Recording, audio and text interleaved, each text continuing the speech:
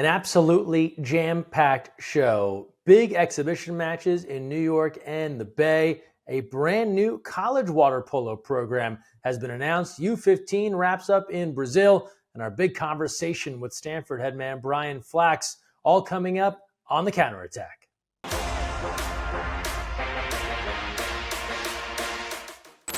Hey everyone, Greg Mescall here. Thanks for joining us on The Counterattack right here on Overnght. Let's get right to it. No time to waste. A lot happening in the world of water polo. Up first, the USA cadet national teams in Bauru, Brazil. U15 Pan American Championships coming down to the very end. Let's get you caught up on all the results and see where Team USA finished up.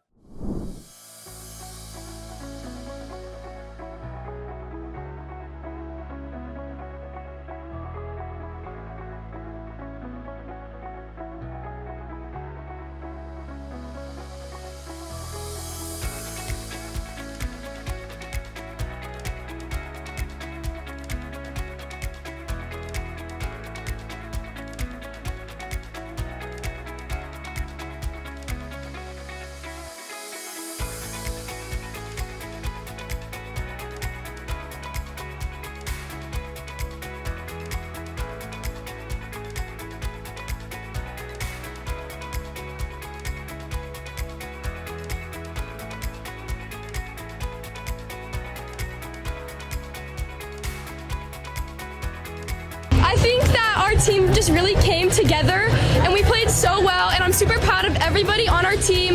We have such great chemistry and it was so much fun even being able to have the opportunity to compete at the Pan Am Games. For most of us, it's our first time ever competing internationally. It was so much fun and we're all so grateful, and I'm so proud of everybody of the US.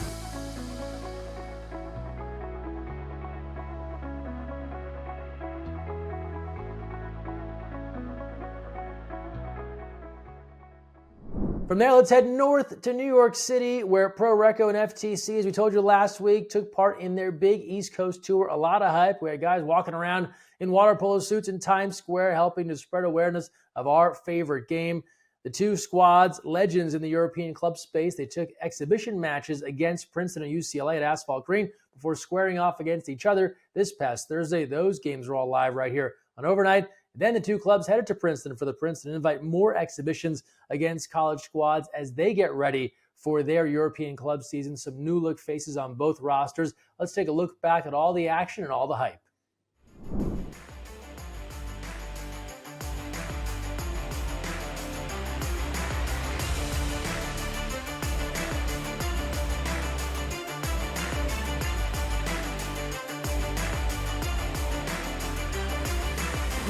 We knew before the match it was in a very tough match because we are just a beginning of preparation. They are a solid team, played together last years, so with the great coach, they are doing great water polo last year. So as I said, we are just a beginning where we start with the right foot, but we have to improve in every phase of the game.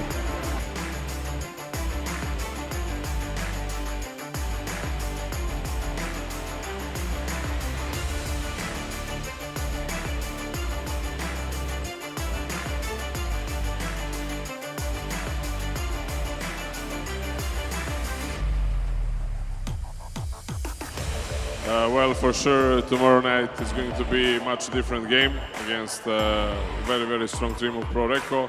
Yeah, this today was a warm-up for tomorrow, as you have said, and I think we enjoyed first time in New York in this asphalt green pool and full stadium of audience. So I hope tomorrow is going to be even better.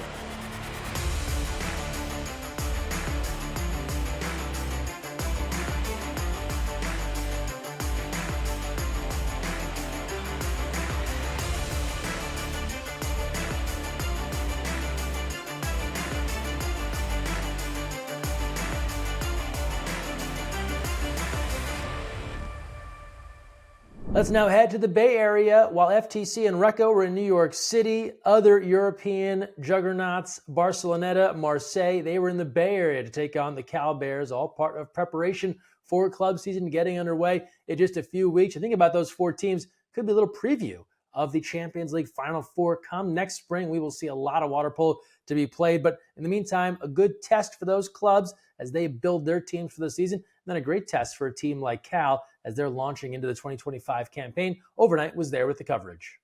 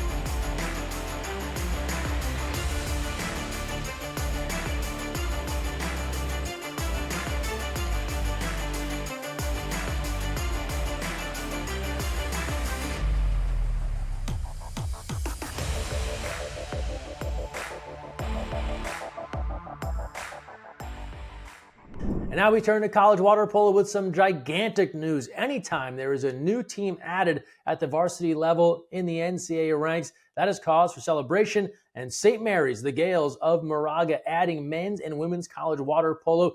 Men's season, their first coming up a year from now. Women to follow in the spring of 2027. You probably know the Gales for their exploits on the basketball court. They often run deep in March Madness. But talk about a water polo hotbed. Think of all the great club teams. La Marinda, 680, Diablo, the list goes on. All the great high school programs, right? Camp Lindo, Acalanes, Miramonte. That's a water polo rich environment. And now there will be another college right in their backyard. There are so many strong teams in that area. I know someone's mad that I didn't say their high school. There's a lot. It makes perfect sense to have a college water polo program there. Great to add another to the ranks. Look forward to seeing them build their team, their staff. Lots of great things ahead. And we're just pumped to see St. Mary's coming on board in the world of college water polo. A couple of weeks ago on the Counterattack, we told you all about our Try Water Polo for Free initiative, a great way to get new athletes into the pool to try water polo. And it's free for athletes to take part. Clubs around the country embraced this first weekend. Some 85 clubs, hundreds of athletes took part. Went so well, we're going to do it again. October 3 through 5, the second weekend of Try Water Polo for free. Visit usawaterpolo.org/trywaterpolo to get your club involved. Also, a great member conversion rewards program recently announced. If you turn a Try Water Polo athlete into a full-time USA Water Polo member, your club gets $100, capped at $500. The top club that converts the most athletes gets an additional $1,000. That's just money for your club to use however you see fit. A great way to hopefully grow the sport in your area and get more people playing water polo. One club that did a fantastic job with Try Water Polo, the Gladiators of South Florida. They had shirts made, signs. They really embraced this Try Water Polo program. They've also embraced making water polo something available to everyone. They sent us some great footage of their Water Polo for All adaptive program that they offer during Try Water Polo. It's great stuff.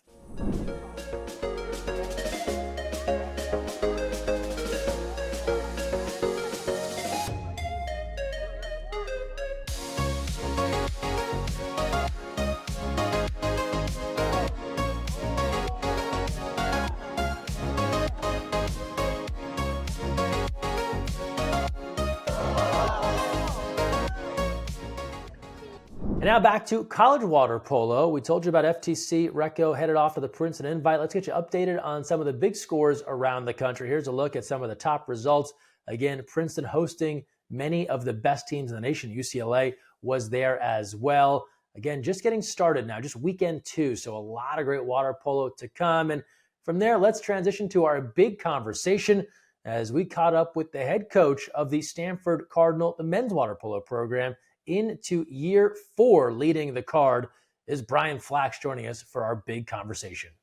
All right, now we're joined by the head coach of Stanford men's water polo headed into season 4. Brian Flacks is here. Brian, thanks for joining us. Yeah, thanks for having me. Before we jump into this season, and I know it's underway, you guys are already off to a 1-0 start as we're talking here.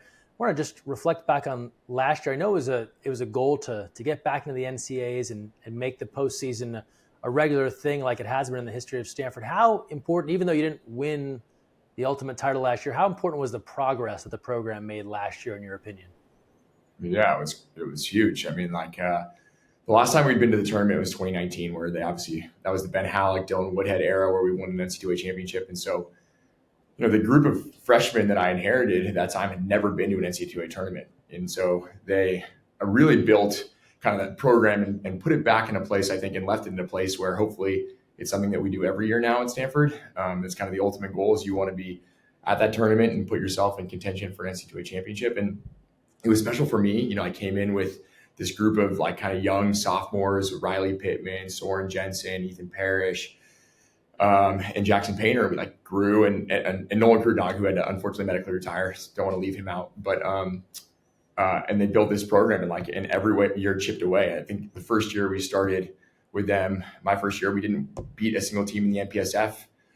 The second year we went 2-2 in the conference as we had 3-3 in the conference, or 2-3 in the conference, and this year finished 4-2 in the conference and got our way back in the tournament and in contention, and thought we gave UCLA a great game, and hopefully we're back there in a few months. Yeah, you mentioned those guys, and I know talking with you over the years, that was a point of pride, that guys that didn't have to come back and play another year, but they really believed in what was happening, and they became names so synonymous with college water polo, as you mentioned, Painter, Pittman, that crew. Now it's a very different team, some key returners. How do you go about replacing all of that depth? Yeah, it's nearly impossible. So our team, it was interesting. So we obviously, really proud of those guys for coming back, first and foremost. You mentioned that. And at Stanford, it's this unique thing where it's an extra quarter of school, but they often have these amazing opportunities, these job offers, or all these other things that they can go on and do if water polo isn't in their foreseeable future. And so keeping them around for their fifth year has been sort of a challenge over the last 20 years. So having all the guys decide to come back and committed to putting the team back into getting back to the tournament and hopefully competing for a national championship was really cool. But another kind of dynamic that was cool about last year was we were the only team in the NPSF that played 4 true freshmen. So we had 6 freshmen come in with me last year. 5 of them just were at Junior Worlds, and three Americans that got the silver medal. And so we had this young, really good core of freshmen that came in and contributed last year. And so hopefully those fifth years pass along some important values and experiences, and that group is ready to carry the torch this year. Yeah, and you hit on a couple of the guys that have gotten great experiences over the summer. Even with the loss of depth, you have so many guys that got to compete at a high level with Team USA. You think about Ol or Zelikov, or just the list goes on, or even with other international countries with their national teams. How valuable are those experiences? You've been involved in the pipeline. How critical are those to taking that next step forward for athletes? Yeah. Can't stress enough how important that is. One of the main differences from coming from a high school or a club program is that, the athletes are playing, if you're a high school coach, all off season. They're playing club games. They have the Junior Olympics. They have all of these tournaments, and then they come into their high school season, and so they're competing all the time. When you get to college, you don't have that.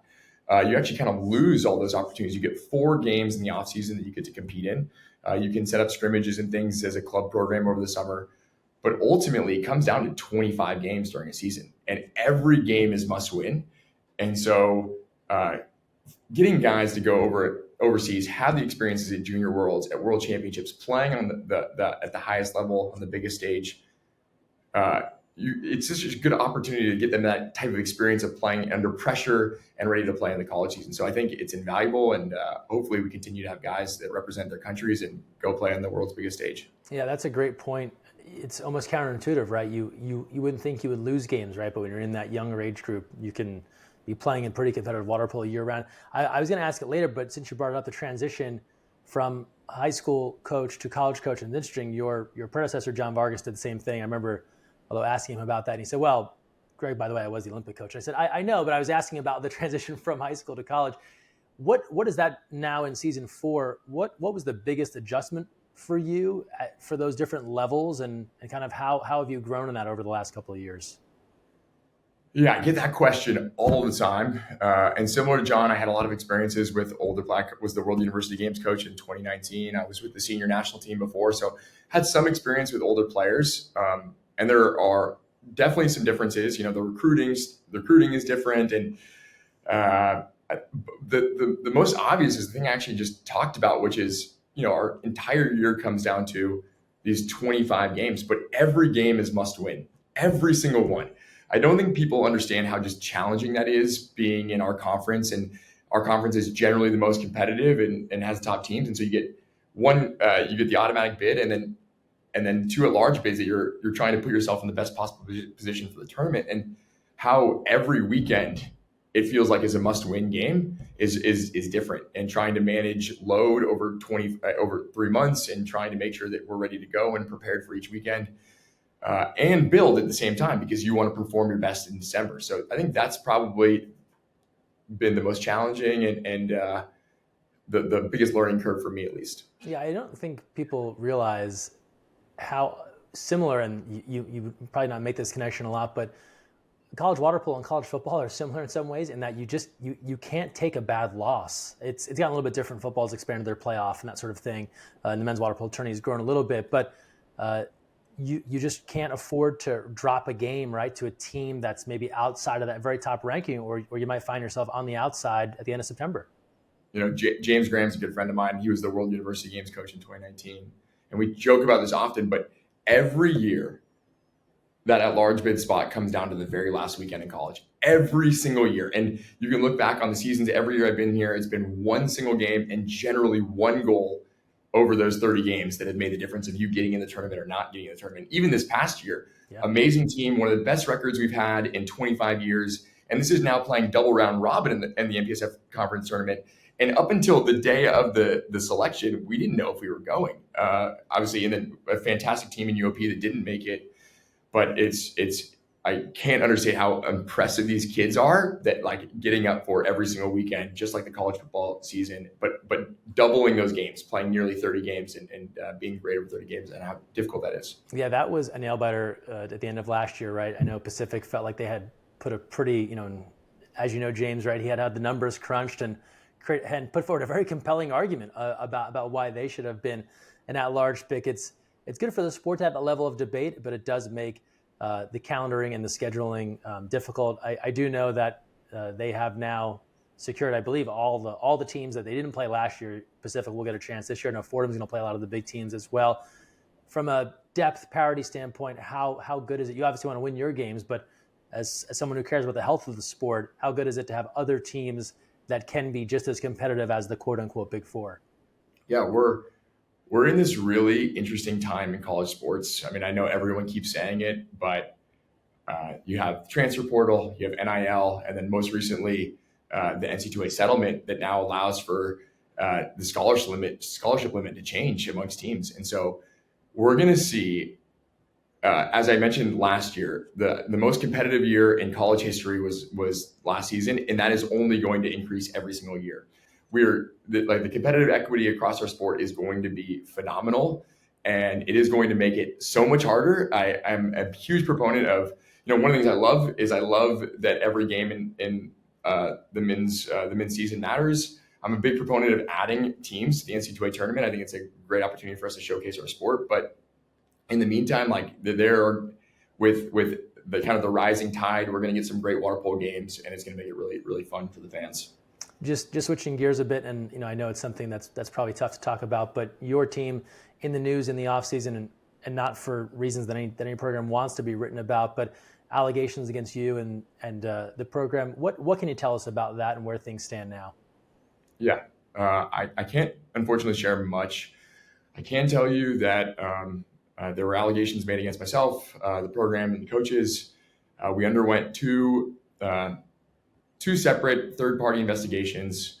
Those investigations have concluded, and myself, the coaches, and the program were cleared of those allegations.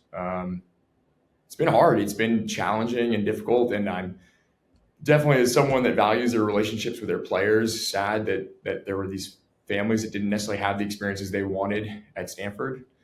At the same time, we've had some unexpected results from that.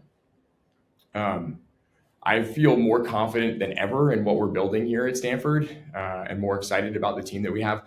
There's been this portrayal of what's going on up at Stanford, of this chaos and craziness that on the ground floor is not something that I think that we're feeling. And I kind of caution anyone to believe everything that they read. But it's really been almost unifying for our team. It's obviously created some adversity, which is always can be unifying. But it's also really excited our alumni base and engaged alumni and recruiting. One of the cool things through this process has been, we didn't lose a single recruit in 2025. All 6 of the athletes that committed to Stanford, that had signed at Stanford, came to Stanford. And then 2026, we're seeing, I think, some of the best players in the world have committed to Stanford already to play for 2026. And it's almost like galvanized the recruiting process a bit. People wanted to be a part of Stanford. And so challenging and hard, but also really strengthened my resolve and my belief in the program and what we're building. Yeah, and that note on the recruiting, obviously telling that that those folks wanted to honor their commitment to the program.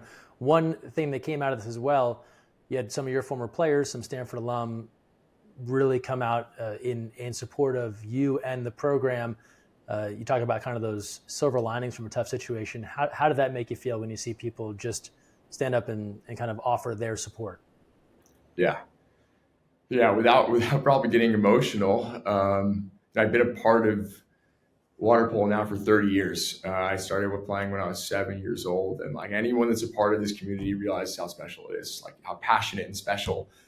And I've developed just some of the coolest relationships with both teammates and then the families and players that I've gotten to coach, and it's definitely why I do it. And so having, there's kind of like 2 sides. One, the families that came out publicly and spoke on my behalf and stuck up when I couldn't speak because I was under investigation, but were there supporting me, and Ben and Dylan writing an op-ed piece, and Hannah Parrish, and then, Ryan Ole and Riley Pittman and all these players that came out.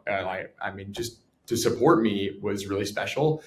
But the other side that people didn't get to see were like the hundreds of text messages and emails and phone calls or hugs on the pool deck that I was getting from my players. My wife was getting. It just made it really special. And again, it makes you realize how special this water polo community is and how amazing it is. And they've really helped me and helped my wife get through this. And I guess just the last question on this, and you kind of talked about how it has kind of galvanized the program and that, there's been these investigations and it's closed. So is it now just time to move on? What's kind of next? Are you waiting anything more on this, or is it just back to water polo? How do you move forward? Yeah, we're fully focused on winning a national championship in December, and that means beating Davis on Saturday. So that is we're full go. This is behind us, and we're ready to continue building and hopefully putting ourselves in contention for a championship in December at home. Yeah, we're talking with Brian Flacks, head coach of Stanford here. This is just leading into the second weekend of play in this 25 season. You brought up the NCAA championship. You were at home for the good stuff here, the MPSF tourney and the NCAA championship. I think some coaches would say that's awesome. Others would say, oh, man, it's a lot of pressure. Where do you land on being able to host 2 of the biggest events of the year?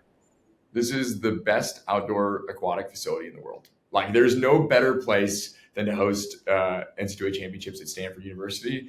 I believe that. And so no added pressure, just added excitement, honestly, because there's, if you were there last year, there was like an hour wait to get into our game, our semifinal for UCLA versus Stanford last year. What a cool thing for our sport. There's no better venue to watch and see the game. So more than anything, excited for the sport to have it here again. But is there any pressure to say we got to be in this because it's in our house? Yeah, I don't think that there's we're all competitive. I mean, I came to Stanford to be the best. We want to have, and so the only pressure is, I guess it's self-inflicted, where we want to put ourselves there, but no added pressure. Just like you guys said, I think more than anything, those are some of the coolest opportunities, playing in front of your home crowd, an NCAA tournament. We got to do that last year, and hopefully we're back there again this year. Well, let's talk a bit about this year's team. We kind of alluded to a few of the guys going through preseason, and you had the first match of the year already. Who are some guys that you feel like have taken a step forward from when you saw them last wearing the Stanford cap? Yeah, there's a bunch. So we think of the old guys that are returning. We have Wes Temkin in the cage, who again was with the senior national team training this summer, who was second team All-American last year. So always feel really confident with him in the net. Gavin West is back. And then Alex Georgie are kind of like our old senior leaders, and CJ Indart as well as a center defender. And then there's been this influx of young kids, and we mentioned the experience they've gotten internationally, but we had 5 of our 6 freshmen go overseas and play this summer in Junior Worlds. Again, 3 of those that were Americans that got the silver medal, which were Ryan Ohl, Will Schneider, and Max Elikoff. Really excited about their growth and development and the experience that they got. Max in particular, like kind of the growth that he's made. He's a kid from Florida that's just kind of jumped onto the scene and played some really important minutes for the American team. Botan Balo, who was on the Hungarian team, who finished 4th place, was over there. Orestes Urvadakis. And then Ben Four, who's also, true freshman that played last year, who's coming into his sophomore year. So excited about him. We've added some freshmen too, Ben Orlemans, Colin Karras, 2 guys that are going to come in and play important minutes for us.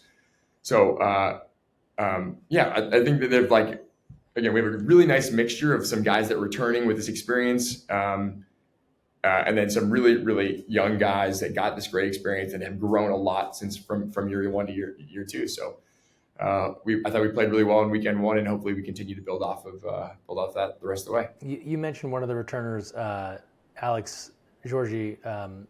His journey is interesting. I know we've talked about him in the past, and just the work he's kind of put in to get in better shape. Just tell us a bit from your perspective, kind of the path he's been on. I know playing with his national team as well, and just kind of the efforts taken to be more of a force in college water polo, hopefully for you guys this season. Yeah, Alex is, you have those, over your coaching career, you have, those 10, 15 players that have completely shocked you, surprised you, made complete 180s. And Alex at one point was roughly 360 pounds coming back from winter break. He now plays at about 285 pounds. Wow. That is purely hard work, effort to, the college game also is just how dynamic it is. And so playing at a lower weight to be able to move and move more quickly. But he's done that in about a year and a half. It's been a really, really kind of amazing journey. And then watching him, he was always involved in the Romanian national team system, but then getting invited back this summer, going to compete at world championships and play on the biggest stage and play an important, meaningful role for that team. It's been pretty special for me to watch. And so really, really proud of him, and think he's going to be a force this year for us. I've used it in a couple of broadcasts. I'm trying to get the nickname Curious Georgie to stick. I don't know if that's getting any traction at Stanford. We call him Big Al. Okay. So Big Al so that's how I know him. But Curious Georgie's great. And yeah, I'll keep trying to weave that in. You talked about the freshmen. You talk about the returners. I always like to ask this question. If you kind of picture the perfect Stanford water polo game, you're kind of describing it like, kind of close your eyes and think about that. What does that look like to someone that maybe hasn't seen this year's team play?